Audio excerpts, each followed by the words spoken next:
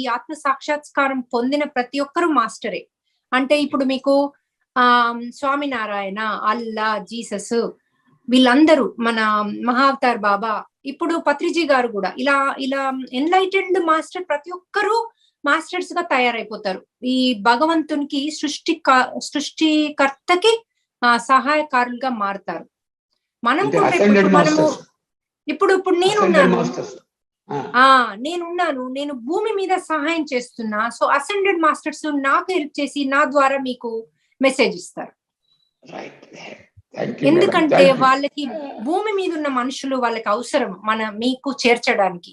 So వాళ్ళు ఇచ్చే messages నేను తీసుకునే స్థితిలో నేను ఉండగలగాలి, మనందరము ఉండగలగాలి. అందుకనే మన చెవులు, కళ్ళు, నోరు, మన బ్రహ్మరంధ్రము అన్ని కూడా ఎప్పుడు యాక్టివ్ గా, శుభ్రంగా, శుద్ధిగా ఉంచుకుంటే మనకు వారి యొక్క మెసేజెస్ మనకి ఈజీగా వినబడతాయి.